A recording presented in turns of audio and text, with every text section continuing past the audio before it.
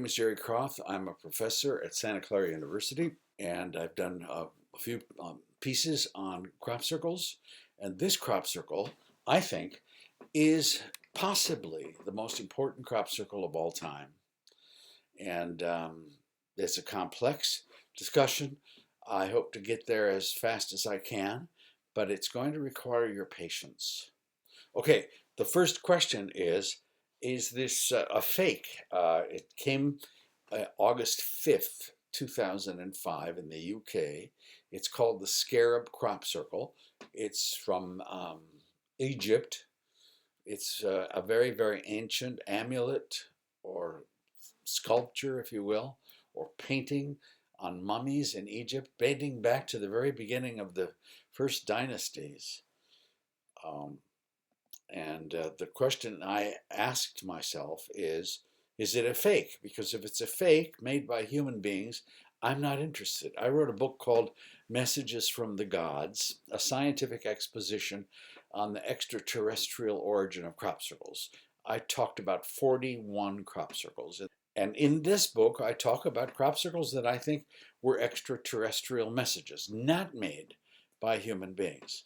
But that's a very, very difficult decision to make. I have interviewed crop circle makers. They're basically vandals, trespassers, where they call themselves landscape artists. What they do is they vandalize a farmer's field, cost $2,000 or $3,000 worth of damage, and then they go off. And sometimes they deliberately hide their footprints in order to make it seem like aliens made it. All right, so that's their game. And my first question is, who made this crop circle? Did anybody make it? And I searched and I searched, and I finally got in touch with a few people. And one guy who publishes books on how to make crop circles said, I have no direct knowledge of any known team having claimed this. That doesn't mean it wasn't made by humans, but I was unable to prove either way. There were no field reports about tire tracks or broken fences or footprints or evidence or witnesses, barking dogs. So I couldn't prove one way or the other about it. My experience with fakes, however, through my own research, is that they are generally sloppy, they are generally commercial, they are generally silly in the past. Now they have been getting better, and more sophisticated. Now, over 50% of the American people believe all crop circles are human-made, and university professors are like 99% in agreement that all crop circles, they couldn't be messages from an extraterrestrial intelligence. Okay. So I put crop circles into two categories: clearly of human origin and not provably of human origin. You can't prove that they were. There are ways that people in the crop circle community try to make those distinctions. The stems are bent rather than broken. There are signs of dead insects that have mysteriously died and are kind of frozen in place. There's some radiation or heat signatures. So there are ways that some of the people in the crop circle community, which thinks these could be extraterrestrial messages, try to discriminate between the two. Now, one other issue is that in my experience, if there is an extraterrestrial crop circle, it's rarely ever using a human symbol. This is a human symbol, the scarab. So usually crop circles, whether they're in Siberia or France or Kansas or England, look like that. They're very abstract, they're obtuse, they're hard to figure out. And this is supposed to be, according to mainstream academia, please don't pay attention to that. Please don't try to decode that. This magnificent, huge, unintelligible thing was done in the middle of the night. No one saw anyone do it. No barking dogs, no footprints, nothing. But we're supposed to ignore it. We're supposed to not pay attention to it. Otherwise, we're conspiracy theorists. Well, I think they should be decoded. I want to bring up this point. That is a human symbol. That is a symbol of radiation. okay? And I saw that crop circle and I said, I bet you that's made by humans. And it happened to be 20 or 30 miles away from a British alleged weapons factory that may be involved in biological weapons or radiation or something. And I thought, this is possibly a protest crop circle. And so I didn't pay attention to it. It's a chapter in my book, but it's not, in my view, made by an extraterrestrial intelligence. Now, this is an exception to the rule. I looked at that and I thought immediately, oh, human beings made that. Now look inside. You see the little specks? Those are people walking around in that crop circle. This is gigantic, bigger than a football field, laterally and vertically. And it's called the Spiral Goddess. I wrote a whole chapter on it, and it was my impression that it could indeed be an extraterrestrial message. You'll have to read that chapter. That's the only example of a crop circle that I felt was extraterrestrial in character and was using a human symbol, except the one we're going to talk about now. That one. That is the scarab, the Egyptian scarab. And I asked myself, well, what if it wasn't made by humans? I mean, if it was, I'm not interested in it. But if it wasn't, what is it trying to say in 2005? This is where we're going now. I said to myself, there's a quote, why not go out on the limb? That's where the fruit is. So we're going out on a limb, and we're thinking, what would the interpretation of this crop circle be if it wasn't made by human beings? Get ready, because this involves, crop circles they're not simple. I don't think you can do a crop circle interpretation in 2 or 3 paragraphs. I'm of the school that says this is tough work. It takes you to nuclear physics, to chemistry, to biology. And this is taking us into Egyptian mythology. So we're going to make a deep dive into Egyptian mythology. And I'm not an expert on that. I have a PhD in psychology. So we're doing this together, all right? So it starts with the scarab. The scarab beetle rolls a ball of dung around and tries to push it into a cavern. When they do so, out come little beetles. And the Egyptians saw this and they thought, this is a form of asexual reproduction. Okay? They don't see male and female here. They just see a male injecting his sperm into a ball of dung, and out come little beetles. Here's a quote. The Egyptians observed young beetles emerging from the ball of dung, from which they mistakenly inferred that the male beetle was able to reproduce without needing a female, simply by injecting his sperm into the ball of dung. From this, they drew parallels with their god Atum, who also begat children alone. So it becomes a sacred symbol. The aforementioned dung beetle will actually make a nest of its dung ball and lay its eggs within. The young will hatch within the ball and won't emerge until they're fully formed beetles. This is in part why the scarab appears so often in ancient Egyptian art. To ancient Egyptians, this was an indication of life and rebirth. So yeah, the scarab beetles adorning mummies and worshipped as a god, dung beetles. The Egyptian god Khepri was often depicted as a man with the head of a scarab. Let's talk about that. Here's the god Khepri, who is thought to bring the sun up in the morning and push it across the sky to dusk. And his job is renewal, resurrection, rebirth, the god of rebirth and resurrection. Khepri, and look at his face. It's the face of a scarab beetle. Okay. Now, Osiris is another Egyptian god, and I want to tell you the story of Osiris because that's where this is taking us. Now, I warn you, this story is going to sound psychotic. It comes from the earliest human documents, the Egyptian Book of the Dead, the pyramid texts. It's 5,000 years old, okay? Osiris is a god, and a ruler of Egypt, and his job is to try to eliminate the savagery in mankind. All right? He's married to his sister Isis, okay? And he has a jealous brother. So the jealous brother, whose name is Seth, has a party and secretly has taken measurements.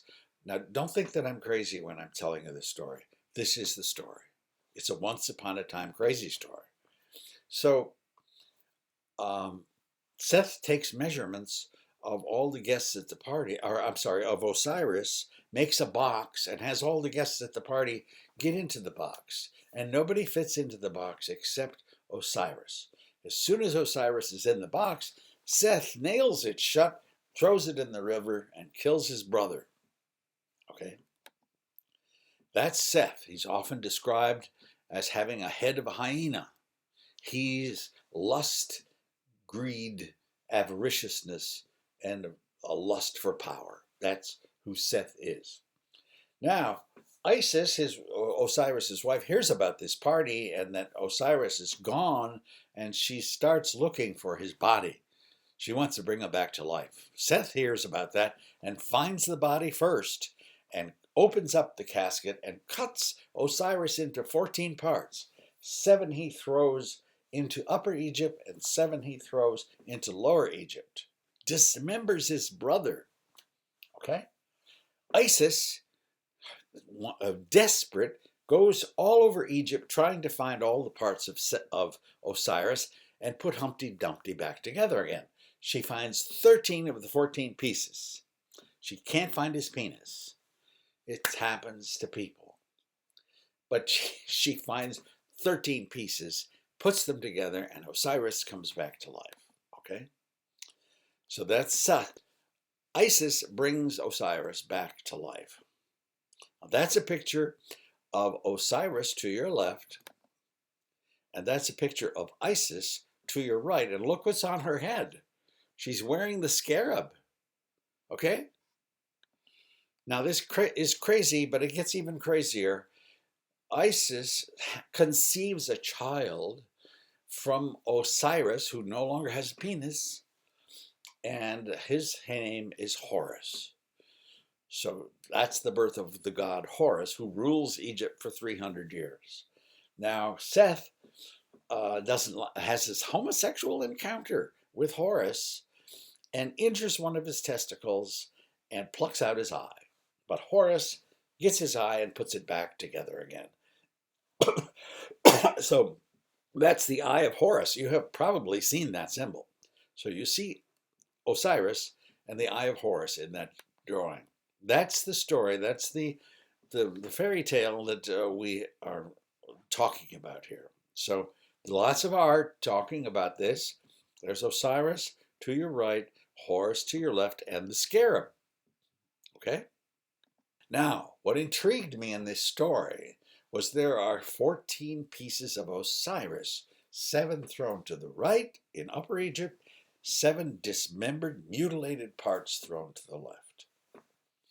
That was a clue for understanding this crop circle. So up to this point, we have a story from mythology that has a very dark side and a very bright side. And so does the crop circle. Now, the dark side is it's a story of dismemberment, of tragedy, of suffering, of violence, of lust for power, of mutilation. Okay? And brother-sibling rivalry, I guess. On the bright side, it's a story of resurrection, of renewal, of rebirth, of eternal life, and of the afterlife. That's a tall order. There's a lot that has been encoded into this symbol. So there are amulets, and there are amulets, and there are more and more amulets. But I didn't find, I'm not an Egyptian scholar, I didn't find any with 7 and 7. Here we have 7 little dots to your right, and there we have 7 little parts to your left. Okay? And these represent, from the story, the mythical parts of the dismembered body of Osiris.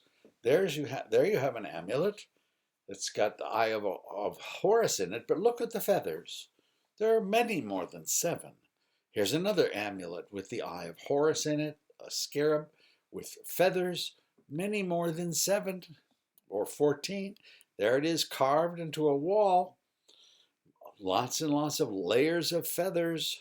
Here's another beautiful sculpture, not 7 and 7.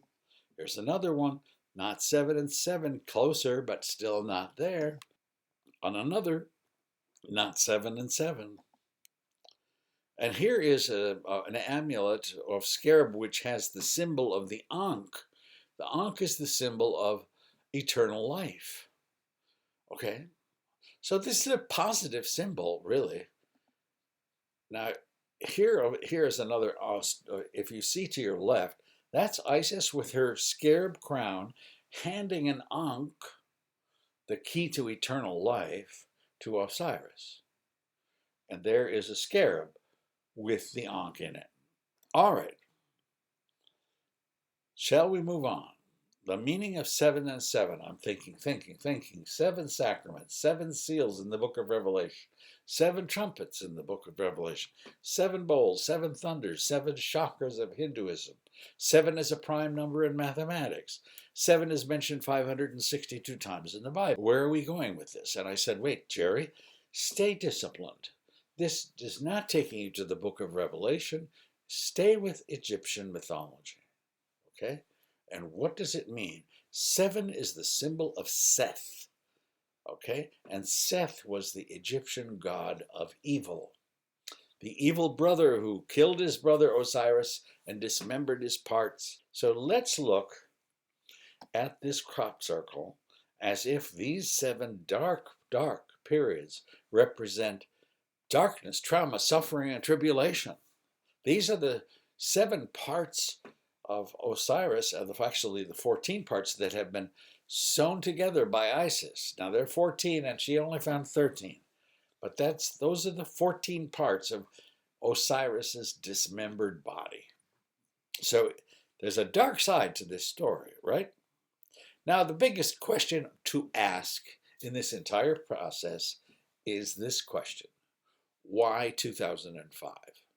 If you and guys made it and they saw a picture of a scarab and they said, let's put that out there in wheat, turn off this video. Nothing more to be said. They probably don't even know the story of Osiris. They just made a piece of jewelry in wheat and cost a farmer a couple $1,000s in damage. That's the end of the story. And they hid their footprints. Okay, but we're not going there. We're saying, what would this mean if an alien intelligence put this crop circle there in 2005? Why? What does it have to do with us? What does it have to do with our lives now? Why give this message 5,000 years later?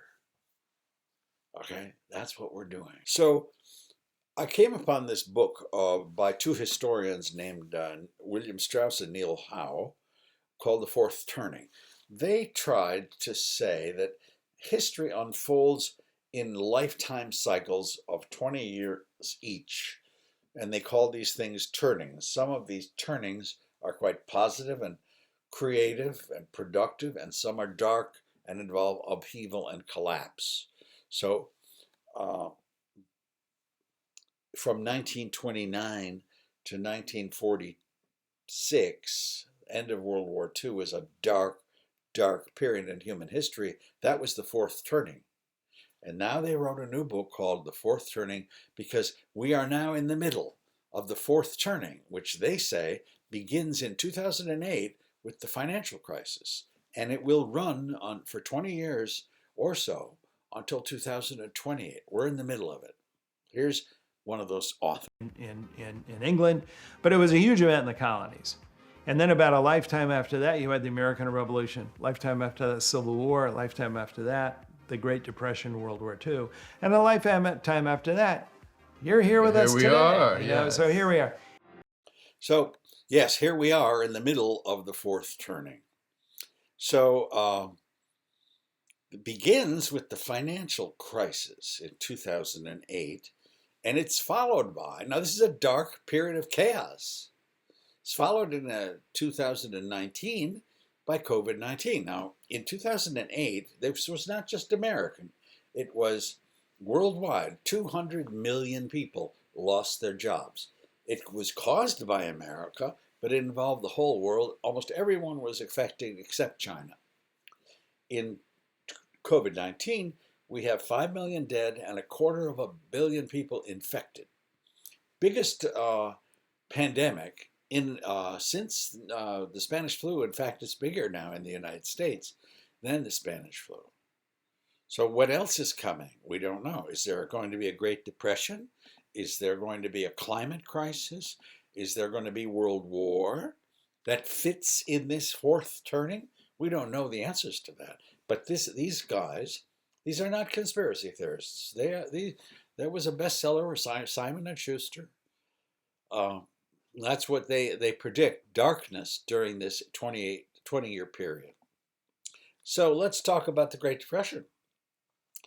I mean, there are people on YouTube who are always telling you the market's going to come to an end and we're going to go into bankruptcy worldwide. But there are 4 professors, distinguished professors, who say we're going to have a Great Depression in the 2020s, this decade of the 2020s. Nouriel Roubini from NYU, Richard Wolff from Yale, Fred Folvery from San Jose State University, Graham Turner from the University of Melbourne. Okay, these are 4 rather storied professors. Here is Roubini. He has a bit of a strong accent, but he's extremely well respected on Wall Street, and he's giving 10 reasons why a Great Depression should be expected. And something even more severe than what we saw in the 1930s. Where do you stand on that view today?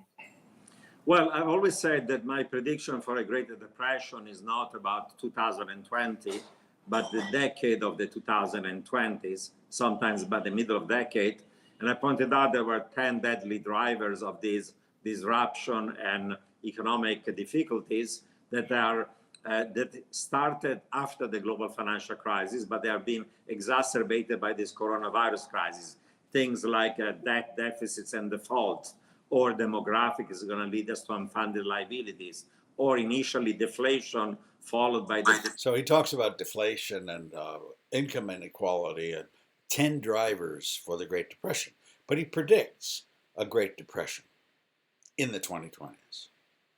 So what about climate chaos in the 2020s, in the fourth turning? I just don't know who lives there.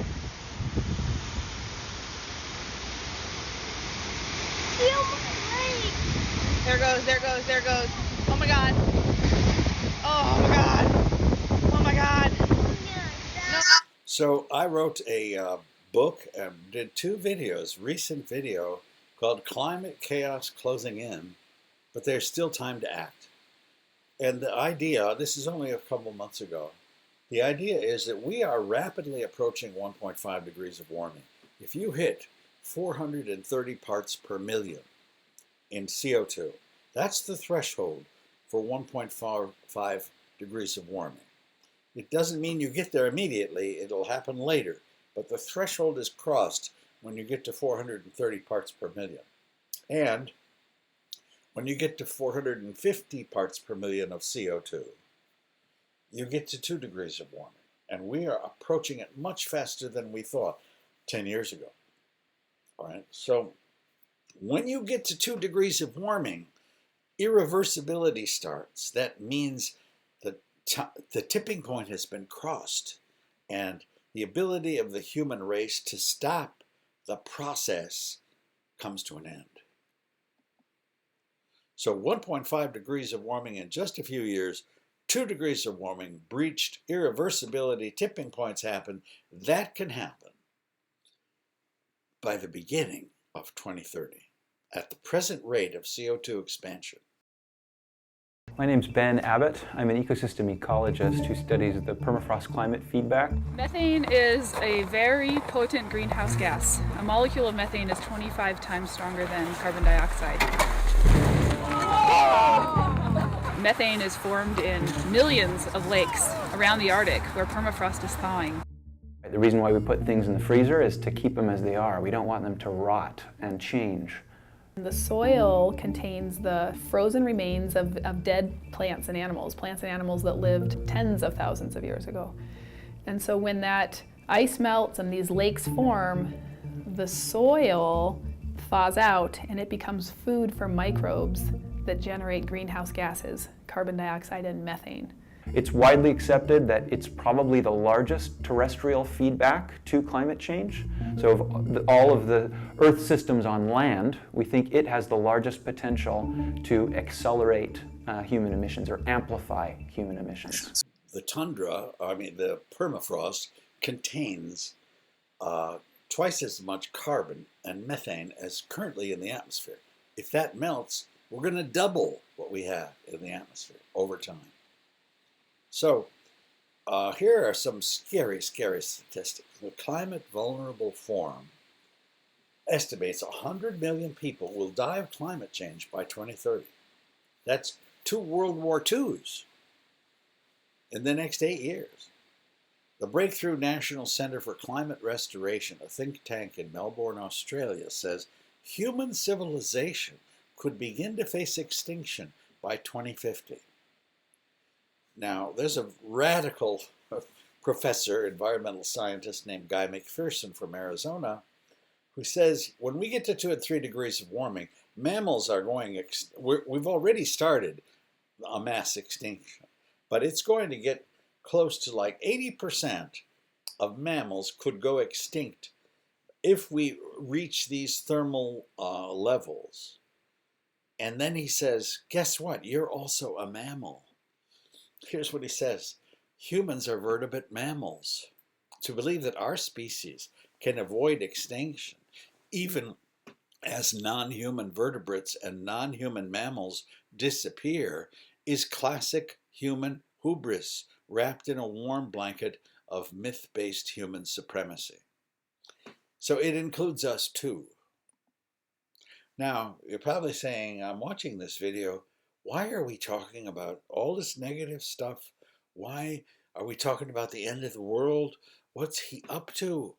Okay, I'm not following. What's happening? Why all this negative stuff with such a positive symbol? It's time to review our crop circle, okay? We have a very sacred, spiritual crop circle that is showing us 7 parts to the left, little circles, and 7 parts to the right, which represent Osiris's dismembered, mutilated body. And so we ask the question, such negative stuff and such positive stuff, why would they give us this crop circle in 2005? Okay? And we came upon this book called The Fourth Turning that said we have entered an age. They define that age as beginning in 2008, which makes the crop circle 3 years prior to it, somewhat like a prophecy, prophetic. It's telling us something that's going to happen. The fourth turning begins, and there are 14 events, I guess. Certainly the first one was the financial crisis of 2008, worldwide. The second is COVID-19, which we are still dealing with as we speak. So what's the rest? Well, there are 4 professors who say Great Depression is coming in this decade. And certainly, if you look carefully at the climate data, you realize we're not doing anything. We're just talking. And we're going to start facing the consequences. As for the last 3, I have no idea. What is it, World War III? But there are 14 of these little circles. They're the parts of Osiris's body. But they've been stitched together, okay, and brought back to life. This is the age of upheaval.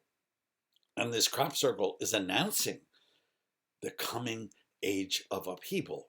And it's announcing it in 2005. That's where we are so far. And that's why we're being so negative. All right, where do we go from here? Let's not forget Seth, because Seth is involved in all of this stuff. Greed, lust for power. That's the driver of all this negative stuff. Seth is lurking behind the shadows, behind most, if not all, of these mutilations that we are currently living through. Take the financial crisis as an example of Seth's greed. This is Nobel Prize winner Paul Krugman. He's an economist, and he said the financial crisis of 2008 was caused by greed. Bankers and speculators said, hey, let's put poor people into homes, have them buy homes with no money down, negative interest payments, balloon payments, creative financing, get them into a mortgage. We'll package those mortgages and sell mortgage-backed securities, a bundle of them, out to the world, and we'll make all sorts of commissions. And a company called AIG said, we'll insure it against default, which everybody thought this is a safe investment. These people couldn't pay their mortgages. MBSs collapsed. The entire global economy collapsed. Lehman Brothers collapsed. And 8 million Americans lost their jobs, and 200 million people lost their jobs worldwide. But it was caused by greed. And they said, bankers, get over here. What have you been up to? How dare you loan out $40 million when you only had $1 billion in cash? How could you do that? But they got away with it. Here's Bernie Sanders talking about between 2001 and 2007, commercial banks alone, not investment houses, just commercial banks alone, made some $700 billion in profit. A lot of money. Now, as a result of the greed, recklessness, perhaps illegal behavior on the part of a relatively of Wall Street, they are coming to the taxpayers for huge bailouts, and we have no idea how much that's going to end up costing. So, let's take climate change as an example of Seth. All right, follow me, okay? Because greed is another driver of this problem, okay? And Seth is involved with greed. Okay, let's take a look.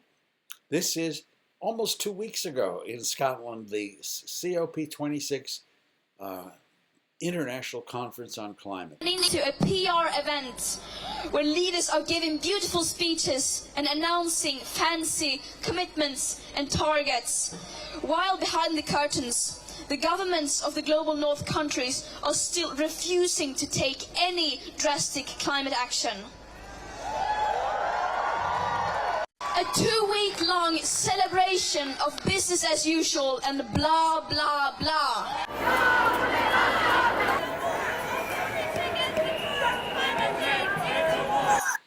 So scientists, at least 14,000 of them, say we have, that blue line is CO2 and greenhouse gases, and we have to bring that down by at least 50% by 2030.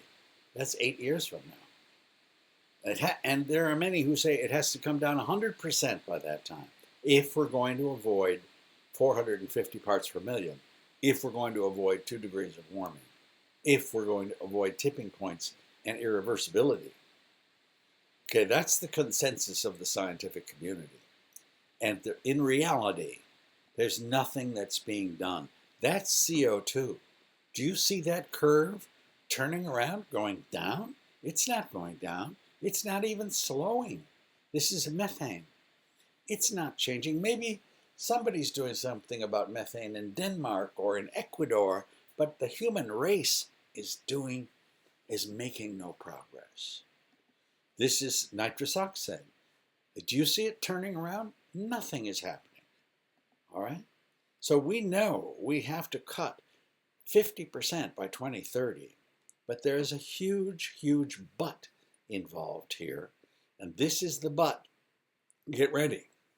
The oil industry expects to increase production 30% by 2030. I kid you not. We're supposed to cut 50%. They're planning on increasing it 30% between now and then. The cattle industry, 1.5 billion cows farting methane into the atmosphere every day, 14% of emissions And they expect a 19% increase in cattle production by 2030.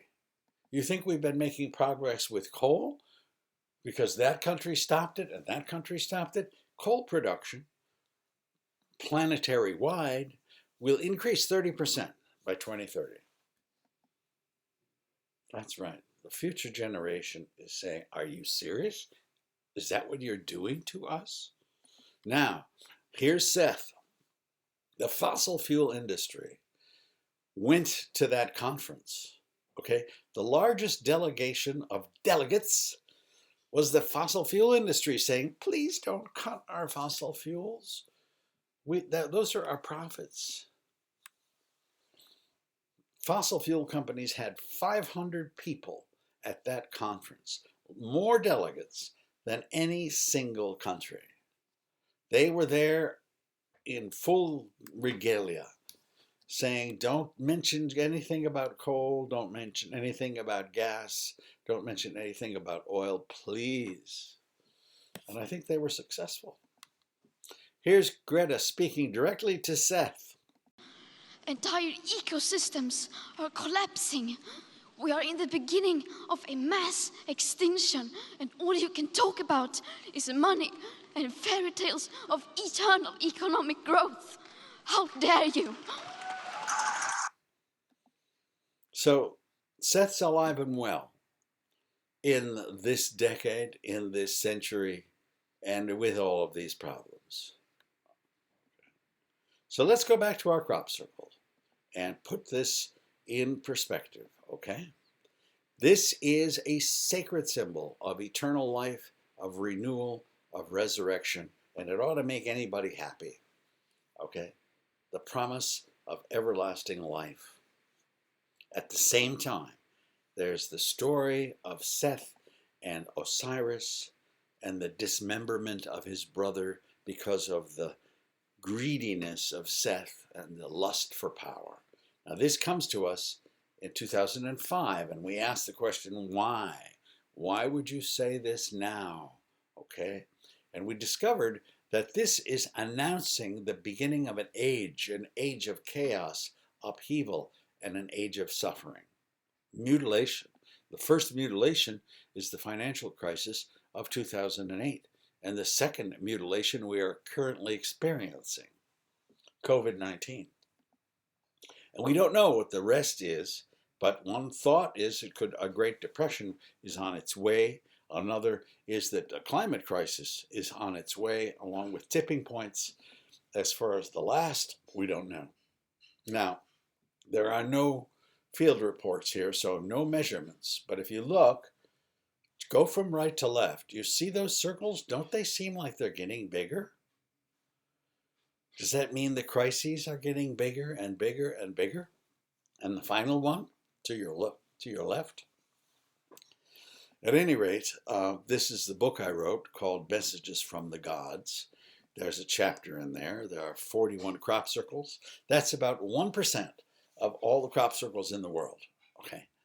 And the general consensus of these extraterrestrial pictograms is that they are benevolent. They are teaching us about supernovas and black holes and melatonin and vitamin deficiencies in our species. And my job, I didn't come up with these on my own. I cited scientists, I consulted with scientists, I used interpretations of other people who had deciphered a crop circle. It's not all my creative work, but my job was to try to translate the crop circle into English. So are you ready for this crop circle translated into English? This is a message to us from an extraterrestrial intelligence. Here it comes. This is an ancient symbol from your civilization. It is sent to remind you that you have a soul which does not die but lives eternally. At the same time, your species stands at the threshold of unprecedented agony and tribulation caused by its lust for power and wealth. If you become aware of these forces, you will be able to mitigate this adversity. If not, many will perish.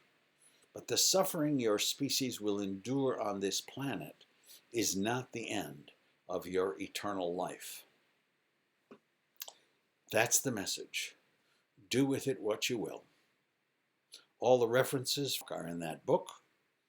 And I thank you for sticking out this talk, and I hope that my interpretation is wrong. But if you want to contact me, there is some contact information. Thank you very much for watching.